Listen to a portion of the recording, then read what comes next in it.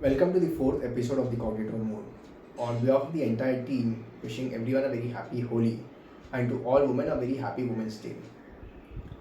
We'll be seeing some examples or stories from ancient Indian literature which says that how empowered women were and what kind of roles they played in the ancient Indian society.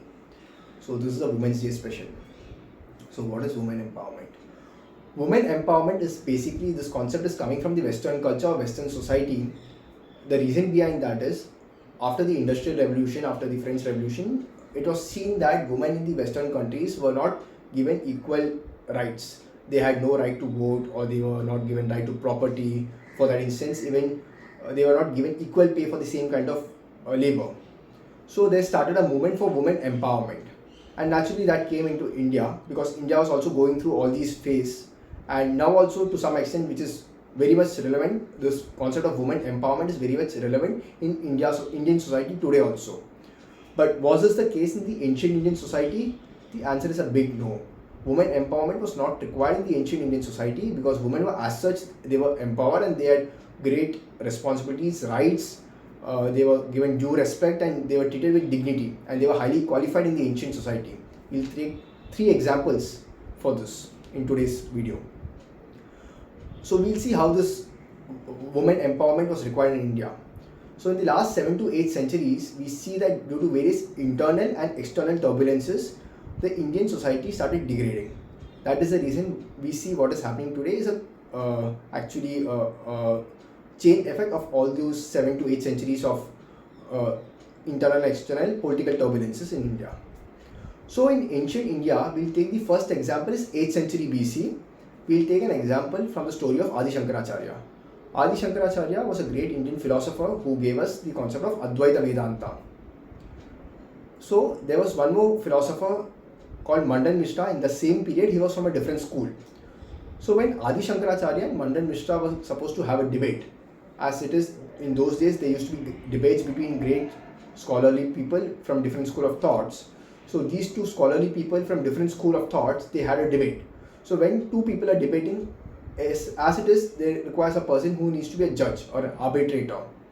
So when these two scholarly people were debating, there was no one actually who could actually, who was so qualified that he could be a judge for these people.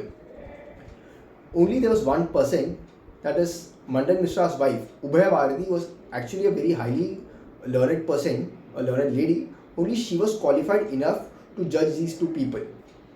And she was chosen as the arbitrator for this debate. So this gives us a very good example that in the 8th century, a woman was highly qualified and she was allowed to be a judge or an arbitrator to these two great people who were debating.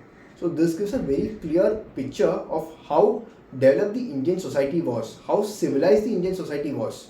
First thing, women were given educational rights. She was highly qualified, she was educated, she could judge or she could be an arbitrator to these two great people who were debating.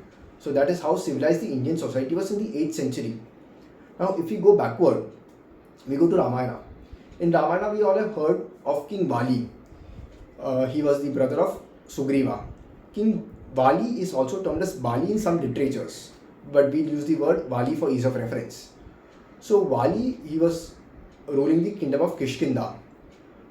Just giving a background of King Vali, it is said that King Vali was invincible in a single combat. He was a very strong, a powerful warrior, and there was no one who could defeat him in a single combat. It is said that the Lanka king, Ravana, was scared of Vali. So this is how a powerful king Vali was. Now, it is said that Vali used to consult his wife Tara for all the administrative matters of the kingdom. So this gives a very clear idea that such a great powerful king, he is consulting his wife. So how intellectual or knowledgeable Tara would be, that she is capable of running a kingdom. And there's another reference which says that Vali, when he was on his deathbed and he's giving his kingdom to Sugriva, his younger brother, he says that you consult Tara for all the administrative matters. You will not find a better administrator than Tara. So even a great king like Vali used to consult his wife. So this shows that women even during Ramayana period were so empowered and they played some great important roles that they were equivalent or they were capable of running the kingdom single-handedly. So this is a very good example from Ramayana. Now if we go back further, we look at the story of Lord Shiva and Parvati, we'll be looking at their marriage. and this reference is coming from Kumara Sambhava. Kumara Sambhava is a poem which is written by Kalidasa, the great Indian poet. So Lord Shiva is marrying Parvati. Parvati is the daughter of King Himavan, who is the king of Himalayas, and this marriage is happening in the Himalayas. So there's a reference, there's a particular stanza phrase which comes in Kumara Sambhava which goes such: Panigrahe Parvatarajaputryaha Padambujam Pani Saroruhabhyam Ashmanamaro Payatasmarare Mandasmidam Mangalamatarotu. So when the marriage is happening as per the Vedic scripture, there's a concept called Panigrahan, and after that the husband is supposed to catch hold of the toe of the wife during that phase. So Kalidasa says that this concept is so dignified that a husband is giving respect to the wife in the Indian concept. As per the Vedic Indian scriptures, husband is supposed to give so much respect and dignity to the wife, and none else. Lord Shiva is doing this in this Panigrahan, in the example which Kalidasa is given in Kumara Sambhava. So when he is detailing this story in Kumara Sambhava, he says that the last sentence, last two words are Mandasmidam Mangalamataanotu. When this concept is realized by everyone, so when you realize this concept, you will have a glow, you will have an understanding that women should be treated with due respect and dignity. Mangalamataanotu, there will be happiness. Mangalamataanotu means there will be happiness around everywhere. So when women are treated with dignity and respect, there will be happiness around everywhere. This is what Kalidasa is trying to say from his poem, Kumara Sambhavam. So this concept has been evolved from the Vedic scriptures.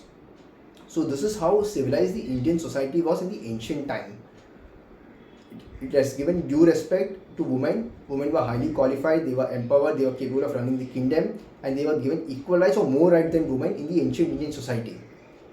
In the last week, we saw in a Swiss poster, there was a sentence which says that Indian women are treated as slaves. So the answer which we give for this is that Indian women are not treated as slaves. This is a modern concept which has come from the Western world only. Ancient Indian women were treated with dignity, they were highly respected, they were highly empowered. If you want to know what India is, go back to the roots. We need to go back to the roots and see what ancient India was, and we need to try and imbibe all those good qualities in present day India. Naturally, the society has degraded due to various external and internal factors over few centuries. But we need to go back to our roots and see what the actual ancient Indian concepts on all these talk of, and we need to try to imbibe all those good factors, positive factors into our Indian society today.